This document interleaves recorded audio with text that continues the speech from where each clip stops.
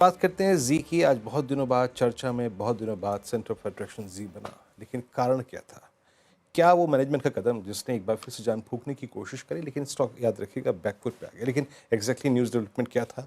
क्या है बड़ा ट्रिगर? मामाक्षी से समझते हैं। मामाक्षी, बहुत दिनों बाद जी एक बार फिर से सेंटर ऑफ अट्रैक्शन, मैनेजमेंट आज एक बार फिर से इनकी चर्चा में थी, कारण क्या था? जी बिल्कुल, जी एंटरटेनमेंट फोकस में है। हमने देखा है कि बोर्ड ने मंजूरी दी है करीब 17 crore fully convertible warrants issue करने की। इशू प्राइस जो है पर वारंट वो है 132, और अगर हम ये कंपेयर करते हैं कल के क्लोजिंग प्राइस से तो ये करीब 4.5% के डिस्काउंट पर आ रहा है। प्रमोटर ग्रुप एंटिटीज़ करीब 2237 करोड़ इन्फ्यूज़ करने वाले हैं, और इसी की वजह से उनकी जो शेयर होल्डिंग है वो 4% से बढ़कर करीब 18% तक आ सकती है। इनफैक्ट अगर हम देखें तो ये काफ़ी पॉजिटिव ट्रिगर है, क्योंकि इसकी वजह से जो प्रमोटर ग्रुप को कंपनी में कॉन्फिडेंस जो नज़र आ रहा है उसका ये एक इंडिकेशन है जो पॉजिटिवली लिया जा रहा है स्ट्रीट के जरिए। मोतीलाल ओसवाल का कहना है कि प्रमोटर फंडिंग लार्जली जो एसएल ग्रुप की तरफ से रिकवरी कंपनी को मिली है उसी के चलते ये हो रहा है। इक्विटी डाइल्यूशन भी एक्सपेक्टेड है। अज्यूमिंग के सारे ही वारंट्स जो है वो इक्विटी शेयर्स में कन्वर्ट होते हैं तो करीब 15% की इक्विटी डाइल्यूशन नज़र आ सकती है। अगर हम कैश पोजीशन की बात करें तो 25% ऑफ इशू प्राइस ये अपफ्रंट कंपनी को मिल सकता है, जिसकी वजह से कुछ इनफ्लो करीब 560 करोड़ का आ सकता है।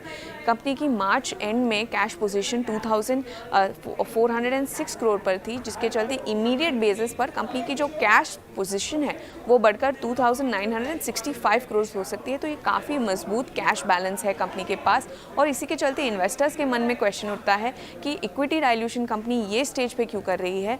इसके अलावा भी अगर हम देखें तो जुलाई 2024 में कंपनी को बोर्ड की तरफ से ऑलरेडी मंजूरी मिल गई थी करीब 2000 करोड़ रेज करने की एफसीसी 20 के द्वारा, मगर इसमें से कंपनी ने सिर्फ 200 करोड़ ही ड्रॉ किए हैं फर्स्ट ट्रांच में। इसके अलावा कंपनी की तरफ से और क्लैरिटी चाहिए स्ट्रीट को, क्योंकि उन्होंने अपने ब्रॉड प्लान तो ज़रूर दिखाए हैं, मगर जो स्पेसिफिक कैपिटल एलोकेशन है ये काफ़ी इंपॉर्टेंट रहेगा ट्रैक करने के लिए। तो ओवरऑल ये जो डेवलपमेंट है अभी के लिए स्ट्रीट ने पॉजिटिवली लिया है। बिल्कुल, स्ट्रीट ने पॉजिटिव लिया। शुक्रिया वमाक्षी। थोड़ा हायर लेवल से प्रॉफिट बुकिंग है क्योंकि स्टॉक चला है पिछले कुछ दिनों में, लेकिन मयूरेश, एक clearly skin in the game, promoters एक चाहते हैं कि थोड़ा सा इस पर काम किया जाए। आप कैसे देखेंगे स्टॉक को?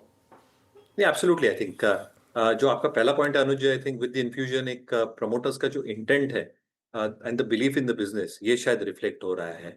दूसरा, क्या ये बिलीफ इन द बिजनेस आंकड़ों में ट्रांसलेट होगा? I mean that is the biggest question now that the street will ask. Growth कैसे रहेगी, both in terms of subscription revenue as an example, growth कैसे रह सकती है in terms of ad revenue as an example. और इसलिए I think the infusion has been taken positively by the street, क्योंकि एक कॉन्फिडेंस आता है मैनेजमेंट की तरफ that the business is expected to grow. And second, I think if the business is expected to grow या stability है business में, तो क्या वो नंबर्स में रिफ्लेक्ट होंगे? तो मुझे लगता है आई थिंक नेक्स्ट क्वार्टर, उसके बाद के क्वार्टर के नंबर्स बहुत इंपॉर्टेंट रहने वाले जी के लिए। अगर एक इंप्रूवमेंट ट्रेंड दिखा तो जो एक अंडर परफॉर्मेंस है वो शायद तब्दील हो सकता है एक री रेटिंग में स्टॉक के लिए।